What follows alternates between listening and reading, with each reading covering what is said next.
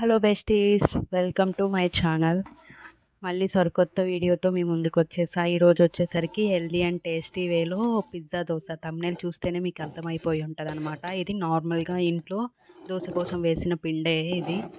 So ఆ దోశ పిండి సరిపోతుంది అనమాట.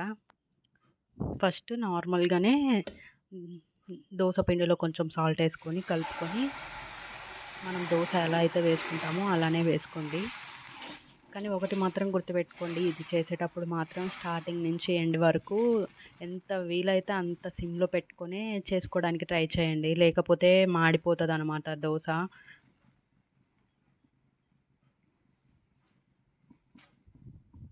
అలా రౌండ్గా వేసుకొని తర్వాత కొంచెం వేసిన వెంటనే కొంచెం ఆయిల్ వేసుకోండి లైట్గా ఫస్టే.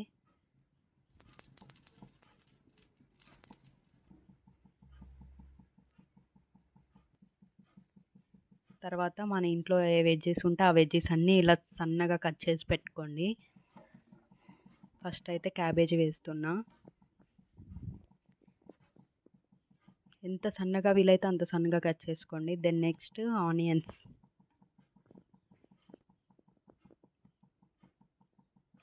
క్యాప్సికమ్ ఉంటే క్యాప్సికమ్ కూడా వేసుకోండి. క్యాప్సికమ్ కూడా టేస్ట్ చాలా బాగుంటుంది. రెడ్ క్యాబేజ్ వేసుకోవచ్చు, బాగుంటుంది. తర్వాత క్యారెట్ వేసాను. ఆ తర్వాత గ్రీన్ చిల్లీ అన్నీ మంచిగా వేసుకోండి, స్ప్రెడ్ చేసుకోండి.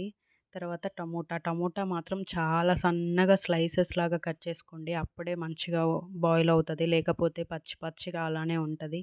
కొంతమందికి పచ్చి టమోటా టేస్ట్ తగులుతూ ఉంటే ఇష్టంగా ఉంటుంది. సో అలాంటి వాళ్ళు మీకు నచ్చినట్టు కట్ చేసుకొని వేసుకోండి, ఏం పర్లేదు. టమోటా కొంచెం ఎక్కువైంది, మీరు తగ్గించుకోండి, పర్లేదు, ఏం కాదు. మనకు నచ్చిన వెజ్జీస్ అని అలా సన్నగా కట్ చేసుకొని వేసుకుంటే చాలు. ఆ తర్వాత 2 ఎగ్స్ వేసాను అనమాట. ఫస్టే ఎగ్ వేద్దామని తీసాను, బట్ అంత స్ప్రెడ్ అయిపోతుందేమో, మంచిగా ఉండదు అని చెప్పి వెజ్జీస్ వేసిన తర్వాత వేద్దామని చెప్పి వెజ్జీస్ వేసిన తర్వాత వేస్తున్నా. అప్పుడైతే మనకి ఎలా కావాలంటే అలా స్ప్రెడ్ చేసుకోవచ్చు. ఆ తర్వాత కొంచెం ఉడకనిచ్చి కొంచెం సాల్ట్, కొంచెం కారం, చిటికెడు పసుపు, కొంచెం గరం మసాలా వేసాను. ఇవి అంతా కూడా కొంచెం అట్లా ఉడకనిచ్చి ఆయిల్ మాత్రం మంచిగా వేసుకోండి, కొంచెం ఏం కాదు, అవి ఉడకాలి కదా వెజ్జీస్. సో అందుకే కొంచెం మంచిగానే వేసుకోండి. మంచిగా మీన్స్ ఎక్కువ.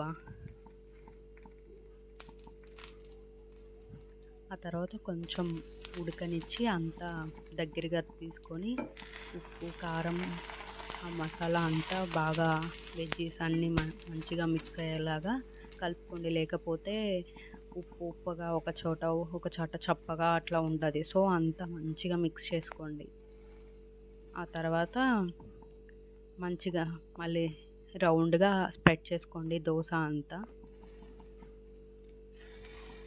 ఆ తర్వాత మూత పెట్టి ఒక 2 మినిట్స్ అలా ఉడకనివ్వండి. లోపల వెజ్జీస్ ఆ పచ్చి వాసన అంతా పోతుంది కాబట్టి. తర్వాత తీసి రివర్స్ తిప్పుకోండి.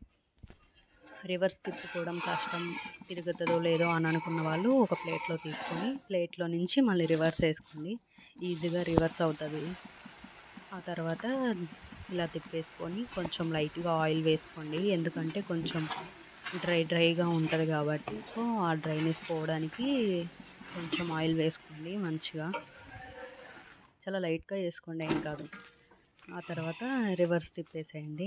ఏంటి అటు తిప్పుతుంది ఇటు తిప్పుతుంది, ఫైనల్గా అయిపోయిందని చెప్పి కట్ కూడా చేస్తుంది, కానీ చీజ్ వేయలేదు అని ఆలోచిస్తున్నారా? పల్లెటూరులో చీజ్ దొరుకుతుందా చెప్పండి? పల్లెటూరు స్టైల్ అంటే పల్లెటూరులో ఏం దొరుకుతాయో అవే వేసి చేయడమే పల్లెటూరు స్టైల్ పిజ్జా. సో ఫైనల్గా అయిపోయిందనమాట, కటింగ్ కూడా జరుగుతుంది. ఇదే పల్లెటూరు style pizza, healthy and tasty.